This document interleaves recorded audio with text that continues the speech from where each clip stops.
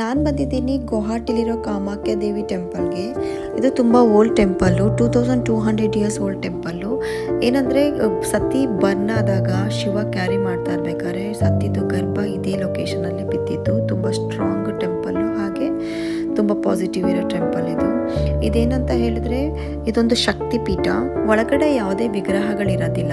ಏನಂತ ಹೇಳಿದ್ರೆ ಯೋನಿ ಶೇಪಲ್ಲಿರೋ ಸ್ಟೋನ್ಗೆ ಮಾತ್ರ ಪೂಜೆ ಮಾಡೋದಿಲ್ಲಿ. ತುಂಬ ಚೆನ್ನಾಗಿದೆ ಟೆಂಪಲ್ಲು. ಇಲ್ಲಿ ವಿಶೇಷತೆ ಏನಂತ ಹೇಳಿದ್ರೆ ಯಾರು ಹರಕೆ ಮಾಡ್ಕೊಂಡಿರೋದು ಗೋಟು ಮತ್ತು ಪಾರಿವಾಳನ ಹಾಗೆ ಬಿಡ್ತಾರೆ. ಸ್ವಲ್ಪ ಜನ ಬಲಿ ಕೊಡ್ತಾರೆ.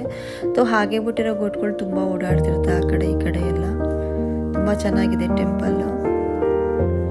ನಾನು ಹೋಗಿದ್ದು ನವಮಿ ದಿನ, ತುಂಬ ರಶ್ ಇತ್ತು. ಹಾಗೆ ಅಲ್ಲಿ ವಾಟರ್ ಬರೋದನ್ನ ಟಚ್ ಮಾಡೋಕೆ ಕೊಟ್ಟಿಲ್ಲ. ಹಾಗೆ ವಾಟರ್ ತಂದೆ ಅಲ್ಲಿಂದ, ಅಂದರೆ ಪೂಜಾರಿಗಳು ಕೊಟ್ಟಿದ್ದು, ಬಟ್ ಟಚ್ ಮಾಡೋಕೆ. ಇನ್ನು ಹೊರಗಡೆ ಬಂದರೆ ಇಲ್ಲೊಂದು ದೇವಿ ಟೆಂಪಲ್ ಇದೆ. ಅದು ಸ್ವಲ್ಪ ಏನು ಲೈಟ್ ಏನಿರಲ್ಲ ಒಳಗಡೆ. ಇನ್ನು ಶಾಪಿಂಗ್ ಮಾಡಬೇಕು ಅಂದರೆ ಹೊರಗಡೆ ಏನು ದಾರ ಏನಾದರೂ ಬೇಕು ಅಂದರೆ, ಬಳೆ ಬೇಕು ಅಂದರೆ ಇಲ್ಲಿ ಸಿಗುತ್ತೆ.